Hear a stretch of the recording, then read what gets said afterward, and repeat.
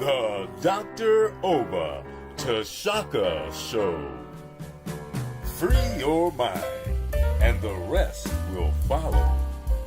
A show for all who are on the journey to discover the truths about their identity, history, culture, politics, spirituality, and family relationships. This is a show for the Black Freedom Movement and the Black Power generation and the hip-hop generation, including Black Lives Matter and associate activists, all of whom are seeking change. Dr. Oba Tashaka and his guest are dropping knowledge and insight from his successful organizing, research, writings, and innovative thoughts, the best of which have piped into God's mind to lift you up higher and higher. To the bosses, OGs, rappers, influencers, and those looking to evolve from the constraints of misinformation and miseducation to build a foundation for personal growth, love, and mental freedom. Check out the wisdom of the OR. Yeah, that's the original revolutionary, Oba T, who inspired 1 million black men with his rousing speech at the Million Man March, and who continues to fight, write, and speak the truth. Dr. Oba Tashaka is one of the deepest deep thinkers in the world today. A quote by Dr. Asa Hilliard. Dr. Oba Tashaka, then Bill Bradley, was the best leader organizer in the Congress of Racial Equality, CORE. An endorsement from Dr. George Wiley, Associate Director of National CORE and the best organizer blacks produced in the 1970s as the organizer of the National Welfare Rights Organization. The Dr. Oba Tashaka Show. Good morning. This is Dr. Oba Tashaka, and this is the 9th of the Dr. Oba Tashaka shows. This show will focus on the spiritual blues, one of the most magnificent art forms, the foundation at least of one of the most beautiful art forms on the planet Earth. The last 2 shows have focused on preparations for African identity, part 1 and part 2.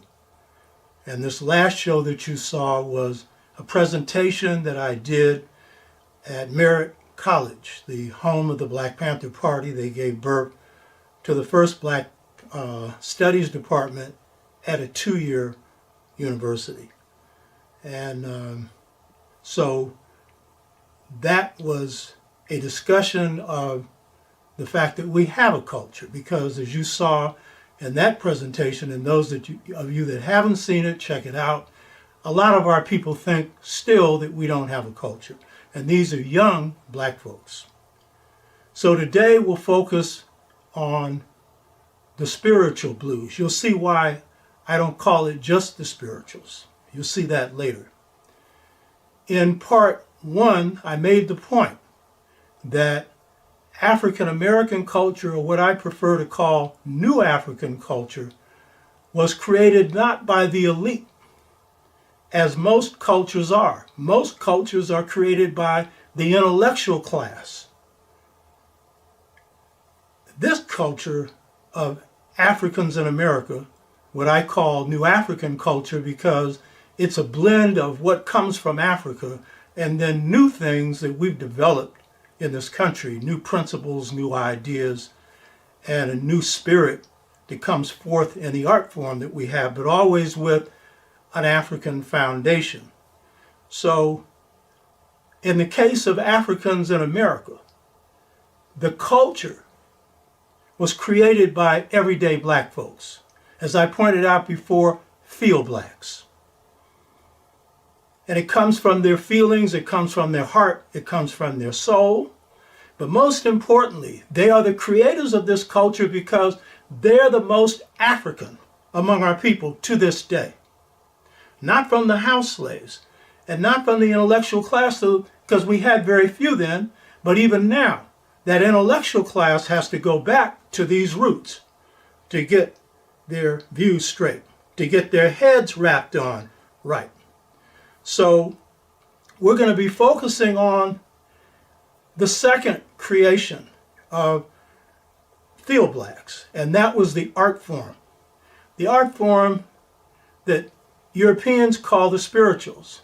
We'll see that these terms don't really apply, but I don't feel that it's fitting for me to rename these. That's for the artists to do. But this art form that we have created was created in the midnight of hell.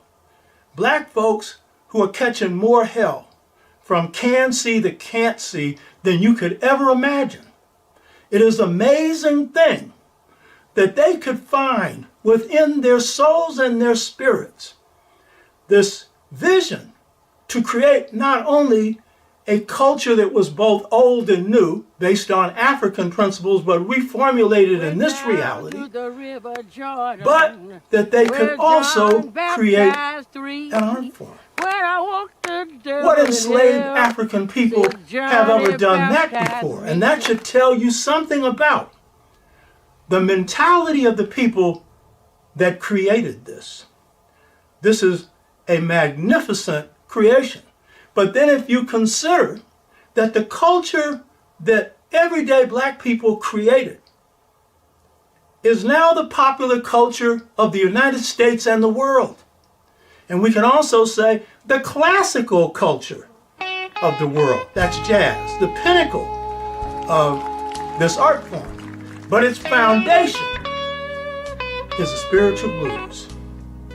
So what an amazing people that in hell could come up with something so heavenly. Truly amazing, phenomenal accomplishment. But still, you might ask, why are you dealing with what you call the spiritual blues when you're dealing with the guidelines for awakening? What has that got to do with awakening?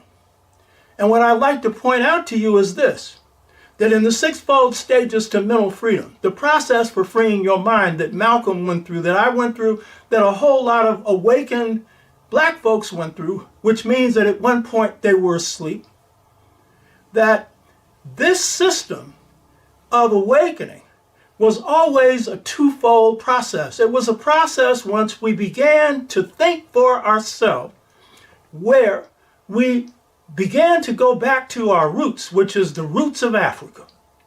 And so that was the beginning of our awakening. But if I speak about my own awakening, occurring in 1963, see, anytime anything significant happens in your life, you may not remember the day. You may not remember the month. You'll definitely remember the year, and you'll remember exactly what you were doing at that time. And the thing that I remember most about this awakening was that it was my first time to feel mentally free, because I began to think for myself. And as I then began to plunge into my African history, I began to also plunge into my African American history and culture. But at the same time that I went into the depths of our history and our culture, I was at the same time returning to the blues. You see, in my awakening, and in the awakening of most of the blacks who woke up in the 60s and since then and before, there was no separation between the great pyramids of Kemet and Aretha Franklin, James Brown, and Otis Redding. If you look at the Black Arts movement that sprung up in the late 60s and early 70s, all those great poets basically were drawn off of jazz.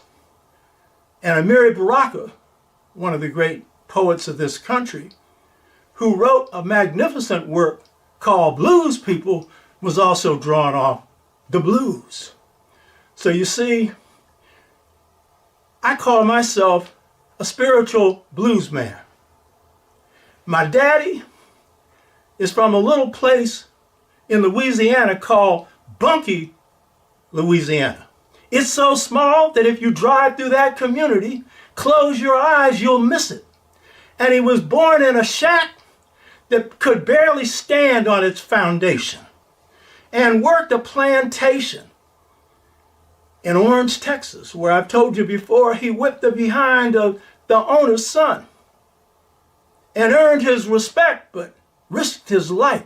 So I'm the son of W.H., coming from Bunkie, Louisiana, and the grandson of Catherine Filarty and Sylvia Brown from Mississippi, the birthplace of the blues. So I'm a spiritual blues man. And you see, when blacks were coming over on the slave ships, there was a spirit that came with them. And that spirit was in the form, I talked about it before, of Brer Rabbit. This little rabbit that could outfox the fox. But very often, Brer Rabbit was the outer picture of the real thing they carried, which was High John the Conqueror. They call him the Conqueror in the blues. It means the conqueror. And that was the warrior spirit. And while my daddy is W.H. from Bunkie, my spiritual father is High John the Conqueror, the spirit of the spiritual blues, the spirit of black folks. And High John the Conqueror was Nat Turner, was Denmark Vesey, was Harriet Tubman. It was those Africans who stood up boldly and did their best to free their people from physical, spiritual, and mental enslavement.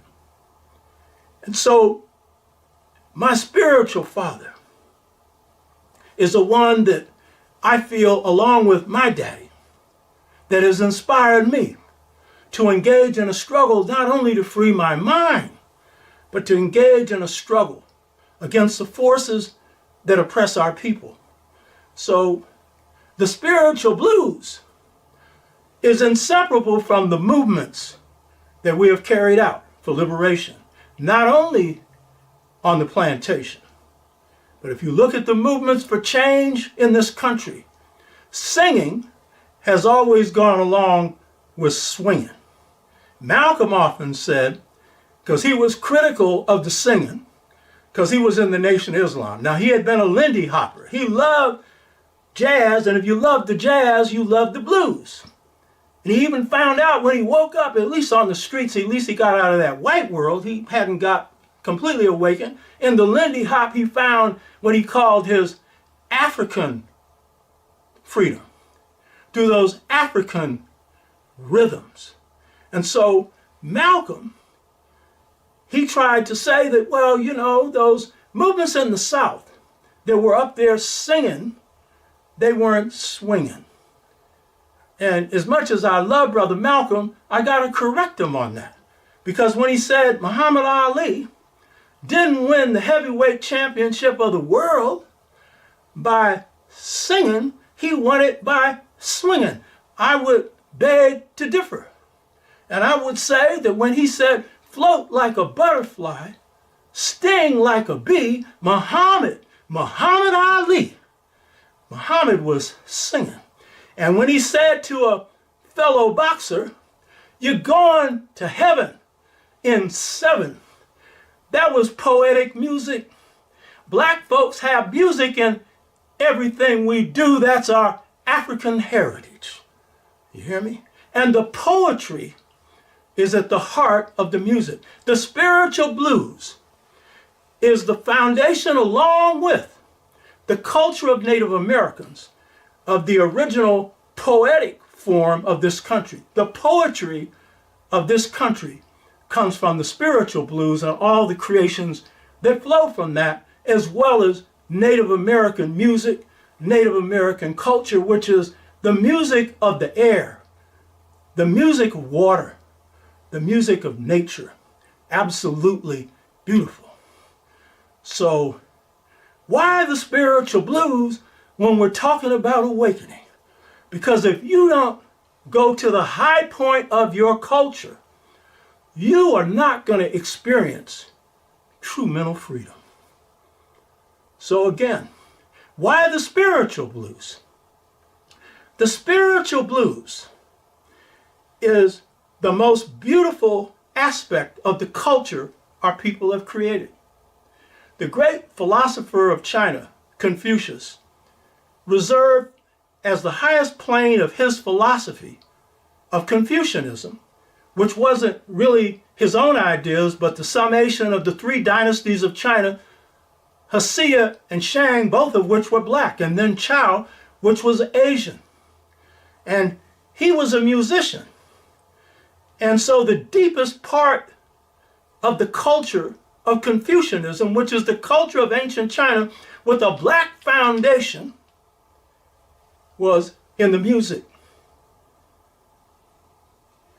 The people who are ancestral to the Aztecs, the Toltec people of Mesoamerica, the Toltec people found the expression that could best capture God, the Spirit of God, in what they called flower and song. Flower was poetry, and of course song was music. All high cultures reserve the highest space for music. Great music. And so why the spiritual blues? Because it's the pinnacle of the culture. In the midnight of hell, our people saw a necessity to not only bring in a lot of Africa into the culture, but then went one step further and said, let's take it to another place. One of the missions of both African American or New African culture and the art form, and this is something that almost all our people say, is to bring beauty where there's ugliness. Those of us who think that slavery dehumanized us are confusing the conditions of dehumanization with being dehumanized. Guess who was dehumanized? Those that inflicted it upon us. Guess who was savage? Those who engaged in that kind of behavior. But the African spirit was. And you hear everyday black people saying it all the time, baby, the one thing I'm not going to be is like them. You hear me? And that is the root of the souls of black folks. So why the spiritual blues? It brings beauty where there's ugliness. And the poorest of us are the greatest. Because as they say in Jamaica, the culture comes from the dirt, the grassroots, everyday black folks. So why the spiritual blues? The spiritual blues is so powerful that in New African culture, every part of the culture is inspired by this musical form. And why is it that it's music that is at its highest level? Because the drums were outlawed. And when those African drums were outlawed, it required us to go inside our soul and create something new. And so our emphasis became on the drum beat of the voice, the clap of the hands, the stomp of the feet. But the sound of the voice, it's not that we came here with more singers, but the conditions brought that out. So if you look at the creative expressions of Africans in America, what you will find is that every domain is inspired by the music. Toni Morrison, inspired by jazz. In fact, I would say the more complex your creation is, the more likely it is you're going to be drawn from jazz. Malcolm X was a deep thinker. He was a jazz thinker. You hear me? Richard Wright come out of the mud, the red mud of Mississippi. So what else could his writings be but blues-based? And James Baldwin said that his writings were inspired, by jazz. And I understand why, because he was a deep thinker. Only person I saw ever beat Malcolm in a debate. Because Malcolm was coming from, the Nation of Islam line. And James Baldwin coming from the streets. The streets will always beat a line. So his depth was definitely jazz. But if you want to look at the beauty of it, its greatest beauty came from gospel blues. He was raised up in the church and couldn't help it. The titles even of his books were generally gospel-based. Fire next time. You know what I mean? So the thing is, if you look at George Washington Carver, he wasn't just the world's greatest scientist. If he chose to be, he would have been the world's greatest painter, the world's greatest musician, and one of the world's greatest singers. He brought art to science because the greatest musician, the greatest artist, the greatest creator of music is God, that force. And this man was piping into God all the time. So you got to understand why the spiritual blues. It's your high point. It's your bridge over troubled waters.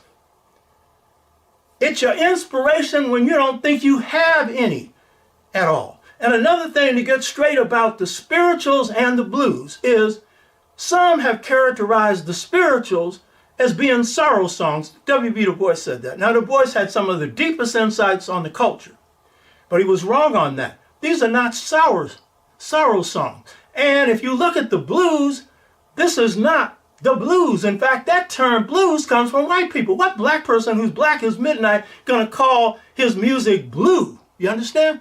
He's already blue. So why would he call it? That's a white boy's term. So the blues ain't all sad.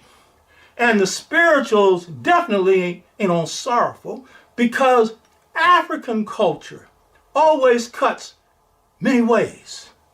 And so when you're down, you also feel like you're going to come up. As the spiritual song says, sometimes I'm up, sometimes I'm down. Oh yes, Lord. But generally, the whole spirit of the spiritual blues and the art form that created this is that in the most pessimistic circumstances, you have a feeling that things will get better. Now, if you look at white blues, country music, because whites in the South who hate blacks, not all of them, but too many of them with a passion, they come up with a music that sounds like a barnyard chicken. It's got beauty in it because it's half of the blues, but it's the sad part. You hear me?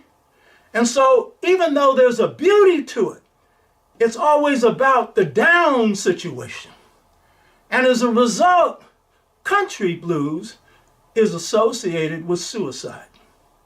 You ain't hearing no black man who's singing about God or the black woman thinking about committing suicide. You hear me? So this is a music that will pull you up no matter how far down you have gone. So why the spiritual blues? The spiritual blues, like all great music, is the window into the soul of a people. If you want to know a people, know their music. Their music will tell you everything you need to know about them. If you look at operatic music, which I know a lot of black people like, and it's going to sound like I'm down in it. No, I'm not, because it's good for the people that created it, the aristocrats. That's why few people listen to it. You know what I mean? In fact, Wynton Marsalis, who I rarely quote, was asked once, well, why is black music so popular, but white music isn't, classical music? And he said, well, any music that deals with man, woman, and God has got to be interesting, meaning your stuff ain't about anything we can relate to, but it is aristocratic music created by the elite, for the elite. But ours comes from the bowels, the heart and soul of everyday black folks. And so the creators of this music, we call the folk. It comes from the folk culture. And folk culture, in all cultures, is generally rural. It comes from the people in the country, the people closest to the roots. And here's the thing about the folk. It's a mirror to how the culture was created, because over time, as people underwent the experience of enslavement, over time it forged us into a people. And that peoplehood was in part shaped by embracing race consciousness. It was shaped by pulling in those principles out of Africa that could enliven us and give us strength to go on. So that was part of what the spiritual blues was about with the folk. But over time, what happens here is what happens all over the world with the folk. They form a mindset that is unique to them. I call us the 97%ers. Until recently, 97% of us married black. When we really stand up, 97% of us in the Montgomery bus boycott stood up and broke the back of Southern segregation. 96% of blacks voted for Barack Obama the first time. I'm here to tell you something. 96% of nobody except Native Americans. By the way, in this last election, 99% of them in Arizona voted against Trump. Now that says something about your Native American brothers and sisters, who were the only allies we had during enslavement. So we're 99%ers because in spite of all the confusion, in spite of all the mess that we see around us, and some of this is black mess, a few of us killing too many of us, some of us still not getting to the point where we learn to love ourselves, and this is a part of what this whole journey is about. Still, when you get down to it, there's a one mind. And that one mind, when we focus on it, makes us one of the strongest forces on this planet Earth. And so, if we look at the folk, the key thing to understand about the folk is this. They don't suffer from double consciousness. That's Du Bois's concept of seeing yourself through somebody else's eyes. That's some house slaves, a lot of them, loved the master more than they loved themselves. Would identify with the master, as Malcolm said, if the house was burning down, they'd be the first one to put out the fire, whereas the field black said it and was hoping that the thing would succeed and burn the whole thing down. You understand? So double consciousness, where you're seeing yourself through someone else's eyes, so you can't see your beauty except for the perception of someone else. And a lot of us have some problems to deal with that. To the degree that we do, we got to get rid of it. But for the most part, field blacks don't suffer from double consciousness because the folk do not care 2 cents about the sensibilities of white people. The culture, and particularly the art form that they created, is designed to suit them, to suit their taste, to suit their emotions, to suit what will really pick them up. There was an old enslaved African who said this, and very few blacks on the plantation were Christians.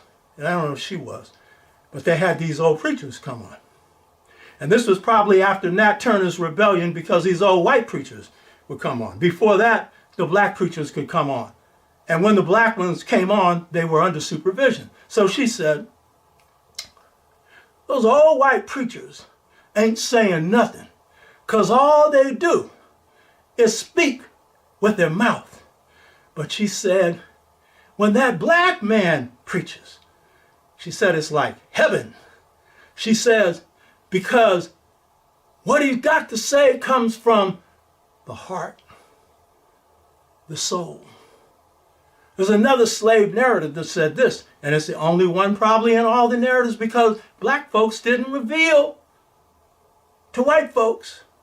In those interviews, the WPA Work Project Administration interviews that occurred in the 1930s under Franklin Delano Roosevelt, usually conducted by white folks, black folks who are ex-slaves, they wouldn't tell white people, half of what they thought. But one slave narrative said this, and this tells you what this one mind thing is that we formed. They said this: only the blacks can move the blacks. You hear me? That's profound truth, because you can't show me one major mass movement that was launched with black people in it, led by white people. You can't show me one. Don't talk about who we voted for. That's a lesser of two evils. I'm talking about movements we led.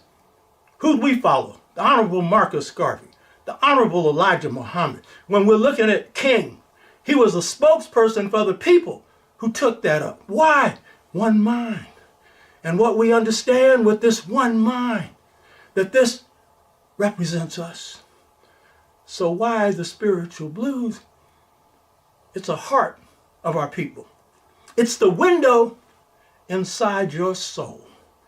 It shows you the greatness that you have within yourself. Now, the key thing about the spiritual blues is, like New African culture in general, it has an African foundation. Leopold Senghor, who was president of Senegal, who was also the head of the Negritude movement, which was the Afrocentric movement in French or Francophone countries where Africans spoke French. He was an intellectual, a poet. He made an observation about the spirituals. He said the melodies of the spirituals are the same as the melodies of Africa. And then he also said they have the same sentiment. I would add that when this music was first being sung, first created, it was sung in the same syntax and accent of West Africa. And the proof of the pie is in the pudding. They have the McIntosh County singers who today still do the old spiritual blues. And they do it with a West African accent. The accent of somebody who is learning this language, but the African language predominates. And we call that Ebonics now, because later the spiritual blues gets inflected into this Niger-Congo Bantu speech pattern that is what 85% of black folks speak in this country. And it's not broken English. It's based on African linguistic rules, and it's a hieroglyphic language full of color. You hear me? If we're going to bury somebody, we don't say we're going to the funeral. We say we're going to funeralize him, because that's what you call turning a noun into a verb, a verbal noun, because action is always what's primary with us. Being what you're talking about is central. And so the sensibilities that Senghor talked about was the sensibilities of being what that music expresses. And when he talked about the melodies that you find in the spiritual blues are the melodies coming out of Africa. What were they? There's a song called Wade in the Water. Wade in the water, children. God's gonna trouble the waters. I ain't gonna sing because I ain't no great singer. I know not to mess this up. But guess what? That was an Igbo song. And the Igbo were called the Flying Africans.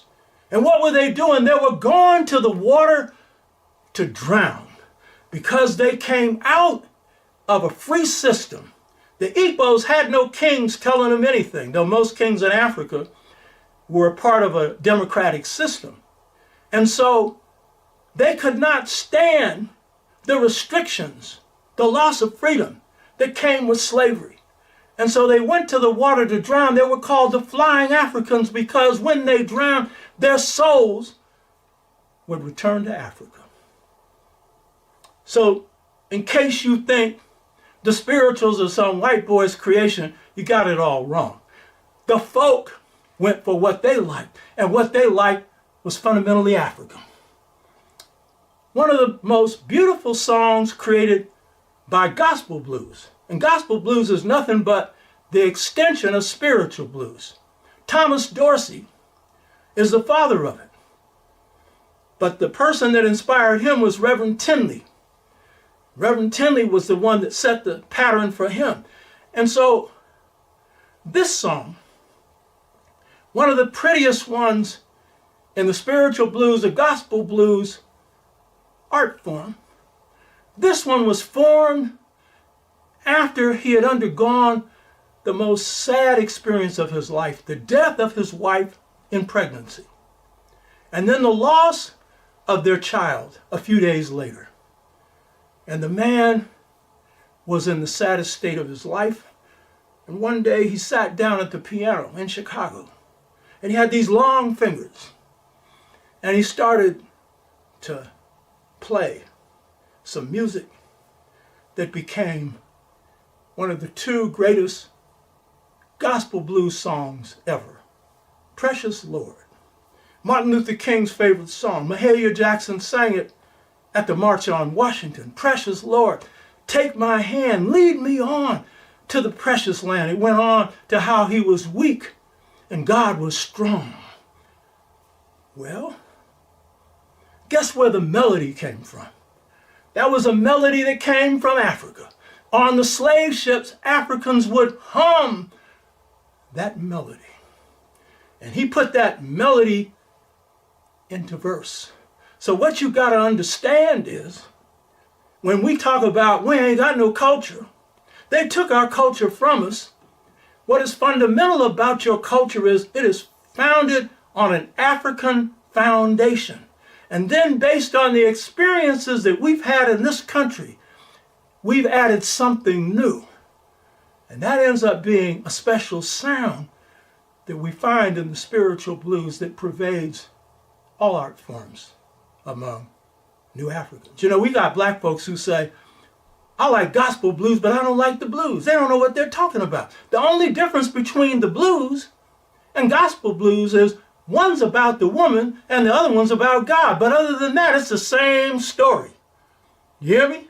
Run around here talking about you don't like it. Same sound and sometimes the same musicians. Because, by the way, Thomas Dorsey was a blues musician playing for Ma Rainey, who then decided to take the blues into the black church. And when he brought it in with Mahalia Jackson singing Precious Lord, and then shaped the greatest male gospel singer of the spiritual or gospel blues, James Cleveland, who comes up with the greatest spiritual blues song ever, Peace Be Still. Master, the tempest is raging.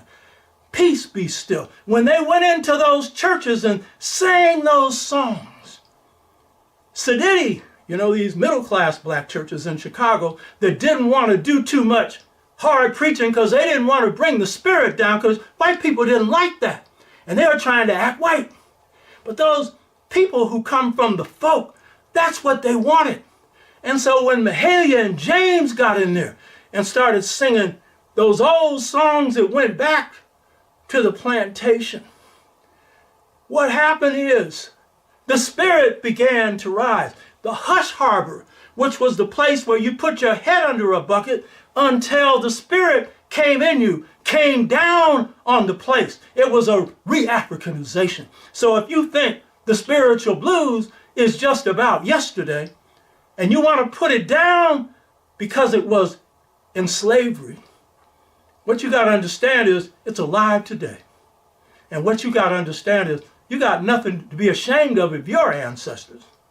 They did nothing but bring on the highest level of culture the world has ever seen. In fact, as Zora Neale Hurston said, the closer to slavery we were, the more African we were. So get it straight. The spiritual blues has an African foundation, as the culture does.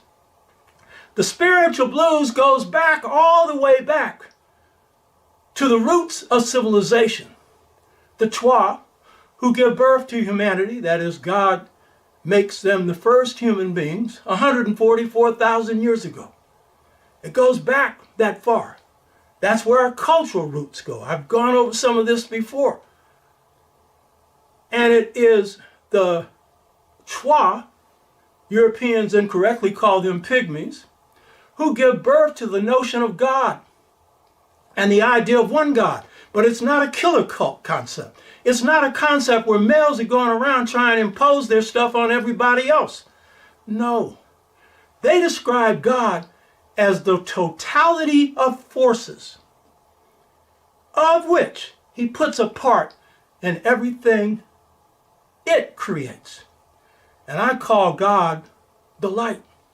The spirituals talk about this little light of mine, I'm going to let it shine. It's the part of God that's in every one of us. I've seen this light, a magnificent light. Quantum physics confirms this, but as Dr. Theophilo Benga, one of our greatest scholars on ancient Kemet, points out, quantum physics has reached a dead end because they don't know what they're looking at. They don't understand that this is a God force out here that's in a tree, that's in a rock, that's in a leaf, that's in a deer, and is definitely in every human being. And the Twa give birth to music. The Pharaoh Pepi II, talked about the Twa as the people who do the dances of God and who sing the songs of God. Why did he say that? Because they're your first musicians, and because they're God's first people, and because they're the most just people on the planet Earth, these hunter-gatherer societies where men didn't oppress women, where the old were not oppressed by the young, and where men spent as much time cuddling and loving their babies as the mothers did. They were the embodiment of truth and justice. So the Twa, when they understand the nature of God and talk about it's the totality of force, music is an expression of that force. It's a vibratory force. As I pointed out before, the great Lakota healer and holy man says of God, because he's visited God for sometimes days at a time, and talks about God being a great white light, says God's a sucker for music. Because if God is vibrations, what would God love more than anything? The vibrations of truth, the vibrations of justice, and the vibration of beautiful sounds that embody those truths. Pythagoras, who is a Greek philosopher, who was the only one that went through 20 years of Kemetic mystery education, said this. He said the planets all emit musical sounds, but they're of such a high frequency, human ears can't hear them. So God is on the plane of the highest frequency. And so when God hears the spiritual blues, that force has got to have force full of smiles, a force full of happiness, because we've added something new to humanity. Something magnificently beautiful coming from the souls of black folks. So the Twa are the authors of this. The Twa had a dance that they performed when they sang. And it was a counterclockwise shuffle where the feet never left the ground. And they said that dance harmonized the heavens with the earth, because they knew that God loved beautiful music and beautiful dance. The African who comes to the Americas and the United States bring this dance, and it's called the ring shout, a counterclockwise dance. Spirituals were always sung to dancing. And they also said, this is the music that harmonizes the cosmos. So the spiritual blues is cosmic music. It's cosmic music that brings healing to the earth. I'm up here in nature where I live, and I get to see the bluebirds every now and then. I saw one this morning. And the prettiest of the bluebirds, I'm sorry sisters, is that male bluebird because he's got the crown. But they're both beautiful.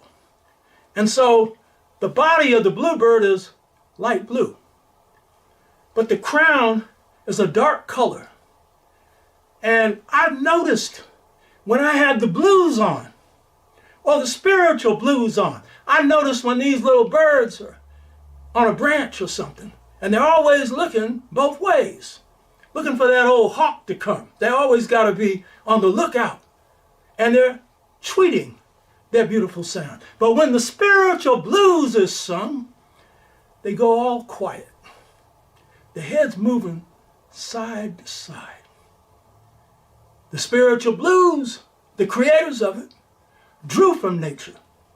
Twa music was itself a music of the water, of the wind, of nature, high-pitched and beautiful.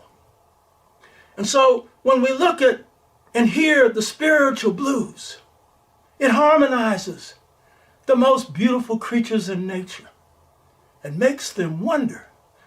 Because I notice when they're looking around, I can feel them. I think they're wondering, where did that come from? Because it's not the normal tweet tweet that comes from birds, but it's got a sound that is heavenly. So the spiritual blues connects you to God, as the rest of this culture does, but it's the highest expression of it. Now, because the foundation of the spiritual blues is African, many Africans who came to this country came from West Africa. Some, a significant number, came from the Yoruba ethnic group. You find them in Cuba, you find a significant number of them here, and in other parts of the Western Hemisphere. And the thing about the Yoruba is they have these special features to their culture. And one is, it's a culture of Ori. Ori is referring to destiny. And so the Yorubas say, and by the way, the Igbo believe the same thing. The Kemites had their term Ka, which meant destiny. The Yorubas say, when the spirits were in heaven, they picked their destiny in the presence of God. They picked the parents that they would be born to. They picked the trials that they would face. They picked their strengths and weaknesses. And then they forgot it. And the task in life was to remember it. But the idea of Ori is that everyone has a unique set of gifts. Whether or not they are fulfilled is based on free will, hard work, and good character. Of course, we'd have to question this because there's some people doing very well in this world who don't work, have bad character, and are bleeding the planet Earth. And I know a lot of us believe sooner or later they're going to pay their dues. I think it would be better sooner than later on this earth rather than in heaven. But the point about the Yoruba is they believe that the uniqueness of each person is extremely important. So their aesthetic concept derives from this. And it comes from a term called Iwa, I-W-A, Liwa, L-W-A. And what does this mean? It means that character is beauty. Character is beauty. Now I want to say something here. Their concept of aesthetics is not moral. It's descriptive. And so what they mean by that is that the artist, the singer, the drummer, the musician, the painter, that captures the essence of whatever it is they're singing about, carving about, or dancing about, then that is Ila Iwa. It is beauty for them because it has captured the essential quality of that being. It could be the ugliest creature on earth. It's not a question of how it looks. It's a question of what it is. And we have a saying in African American culture. It says, every tub stands on its own bottom. It's non-judgmental.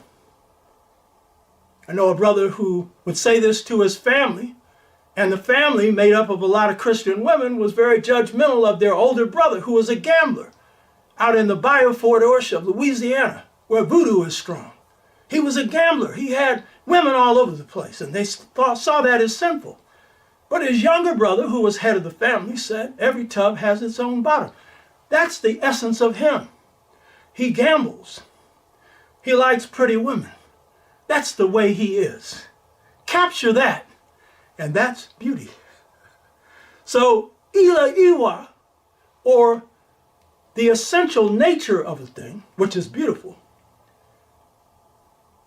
ila iwa is best embodied in the spiritual blues because it captures the essential nature of this new African, this African in America.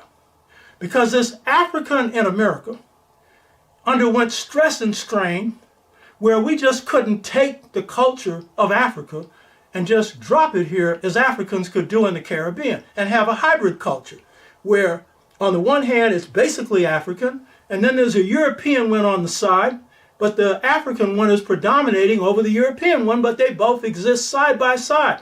We didn't have that opportunity to just take the whole culture and drop it here. We had to struggle to recreate it. And so as I pointed out before, the ethos or the way of life, what's unique about us as a people is creativity. And we're the most creative Africans, and I believe the most creative people on the planet, not because we came here more creative, but because the circumstances demanded that in order for us to continue, we would have to go inside our soul and take what was old and create something new. That was new African culture. And that's the art form, the foundation of which is the spiritual blues. And so this uniqueness describes us. Now, among the Kemites, there's something that explains this uniqueness. The people of Egypt, they called their beginning Sep Tepi, first occasion. And by that they meant the time in which there was nothing but a watery mass on the earth. It wasn't water, but light water, out of which emerges God, Ptah. So they have a philosophy of origin that precedes God. But the key thing is, it's a watery mass. And so what ends up happening with them, everything they did when it came to creation, they would always go back to that first occasion. If they built a pyramid, they would have water around it, reminding them of the watery mass. And by the way, the Mayan, one of the great civilizations of Mesoamerica, who were inspired by the Olmecs, who developed out of the 25th dynasty, some of them migrating into Mesoamerica and laying out the pattern for step pyramids. When the Mayans built pyramids, they'd always have a little water around it. They're going back to our first occasion. So when we look at any people, when it comes to how they create, they will usually go back into the depths of their soul and draw on their beginnings. Every people do this. They're not conscious of it. Europeans do it. I won't go into how they do it, but I know, I study them. You know what I mean? They'll go back to theirs. They ain't too pretty either. But they'll go back to their first occasion. And so, with us, a people who are creative, anytime we start on a new enterprise, whether it's political, whether it's social, whether it's artistic, whether it's poetic, whether it's musical, whether it's blacks in the Bronx, in the depths of the Bronx, where fires are burning everywhere, where everything is ugly, they come up with something beautiful. Hip hop, which is nothing but urban blues.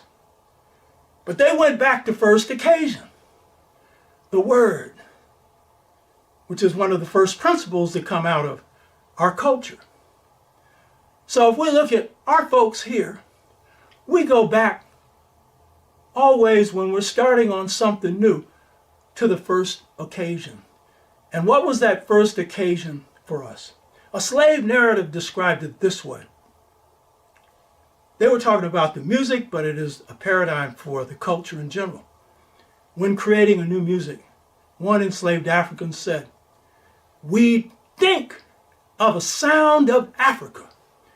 And then we recreate it on the spur of the moment. The spur of the moment. What this tells you about the African is, in order to create and recreate a culture here, we had to go inside our souls, draw on what we had, and come up with something new. But it was in the moment.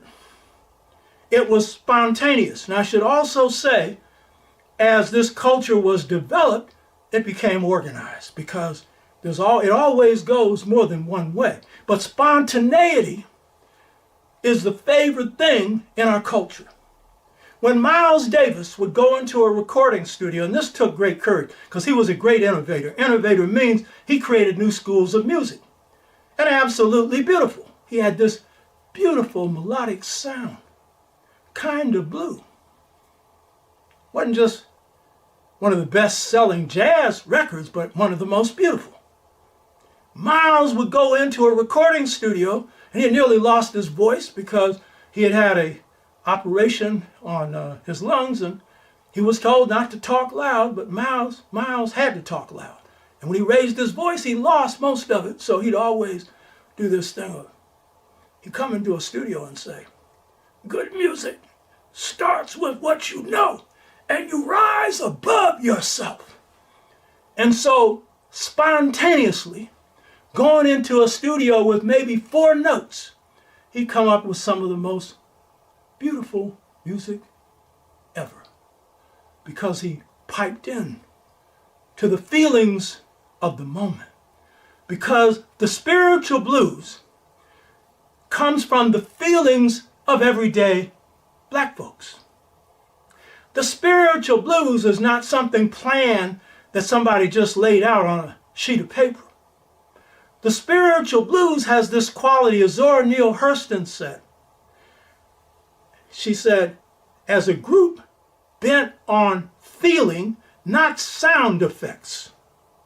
Because the feelings come from your soul. One of the things about the spiritual blues that's interesting, and it's the same thing of all the other forms of the music and the culture, is dissonance. One of the beauties of it is, unlike European classical music that's all in one line, all the same, will put you to sleep, you've got harmonies that don't mix, because you got different people breaking in. You understand? Because it's a music conceived by the group. Because African culture and New African culture is democratic. And the thing about the spiritual blues is it's got that bent note as opposed to that straight note. And only certain singers can sing that bent note. Aretha Franklin could sing it, not sing it. One of the greatest singers ever, Muddy Waters, who I have over here, could sing it, because that bent note reflects the elliptical movements of the planets as they zig and they zag. And so it's a rough sounding note. And the spiritual blues is every singer coming in and bringing in their part, not prearranged. Pretty much the way gumbo's made, or pretty much the way any kind of change is made, we put our heads together and come up with something new. And so the spiritual blues comes from the heart of everyday black folks. It is an expression of their soul. And what's interesting about the spiritual blues is you can take some things that would normally not even be considered musical, coming out of sometimes places of pain. The moan, which is characteristic of all black music, but especially the blues and the spiritual blues. That moan. I've heard compositions just made up of the moan. And enslaved Africans would say, we moan so the devil wouldn't understand what we're singing. And they weren't Christians. They meant the white boy, because they called him the devil. You hear me? But that moan is taking something that could have come from seeing some of the most horrible things and turning it into something beautiful. So it's everyday black folks who came from their souls and created this music, drawing from Africa, but adding something new. So the spiritual blues has that foundation. The spiritual blues has a twin sound. The spiritual blues comes out of a unified sound. It comes out of a philosophy of unicity that we talked about before, Ma'at.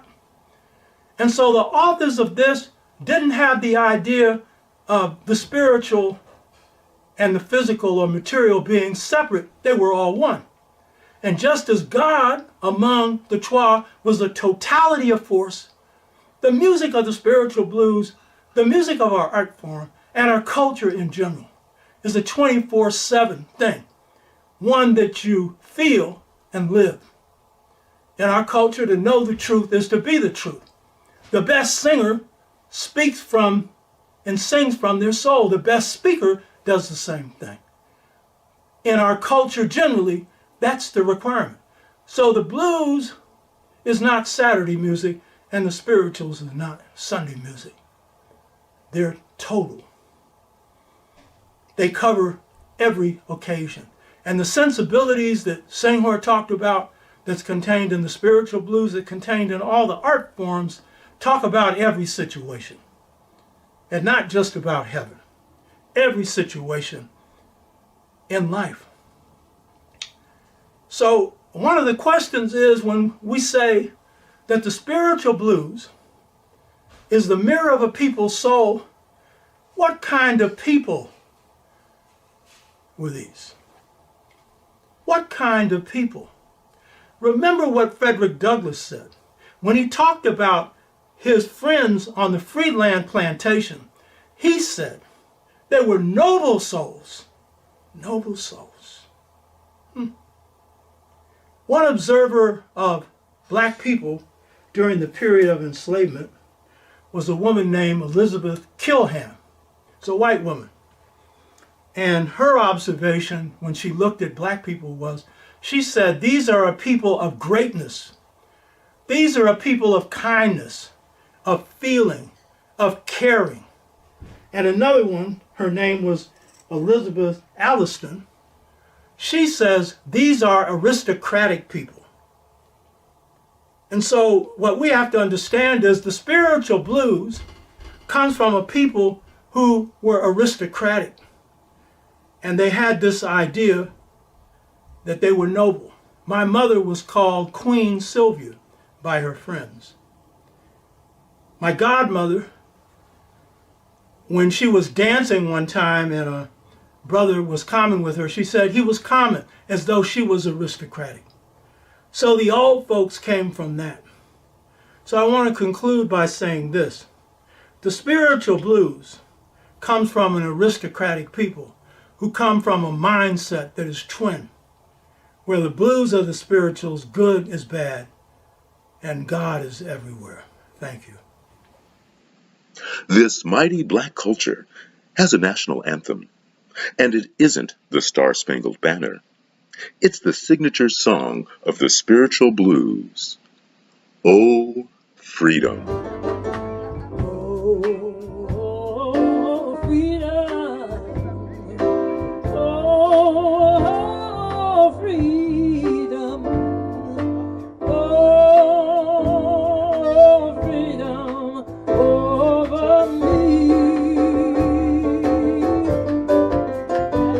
Before I be a slave, I'll be buried in my grave.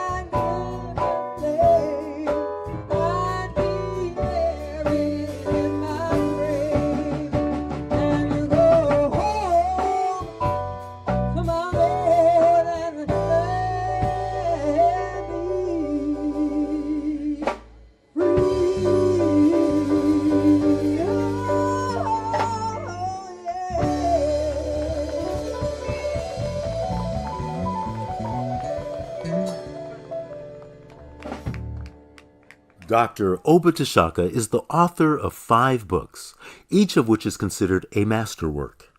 His first book grew out of his organizing in the Black Freedom Movement, entitled The Political Legacy of Malcolm X.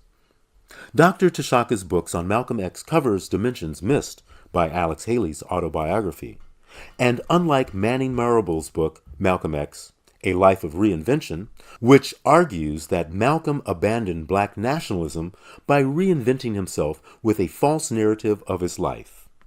Dr. Tashaka examines Malcolm's thoughts and shows that Malcolm did not reinvent himself. He transformed himself and remained not only a black nationalist, but broadened his revolutionary philosophy while working to radicalize the civil rights movement into a human rights movement. In this analysis, Tashaka combines activism with scholarship and allows Malcolm to speak for himself. The Art of Leadership, Volume 1 and 2, are Oba Tashaka's second and third books. They are the only books in the modern world today on African and African American leadership traditions and systems. These 2 volumes are used in Black Studies departments, seminary programs, churches, and community organizations in Africa, Britain, Holland, and the Caribbean, and throughout the United States.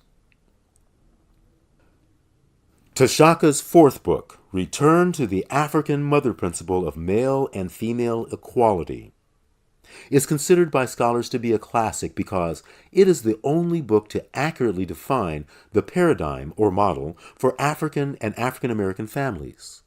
This is a paradigm that will provide balance for black and non-black male-female relationships. Dr. Tashaka's 5th book, The Integration Trap, specifically the generation gap caused by a choice between 2 cultures, explains what has gone wrong in black families, communities, and nations since 1968 that has led to shifts in black values and behavior not arising from enslavement. Tashaka shows that since 1968, powerful hostile forces have hit black communities and African nations, causing them to make a choice between 2 cultures, one African American and one European American. This book examines African and African American culture in depth, with a focus on how to rescue African American communities nationally and African nations globally. Currently, Dr. Tashaka is writing his 6th and 7th books, tentatively entitled Seba, Mastering Your Inner Light of Wisdom. This book covers the pedagogy or teaching method used in ancient African cultures and African American cultures to produce masters in all walks of life.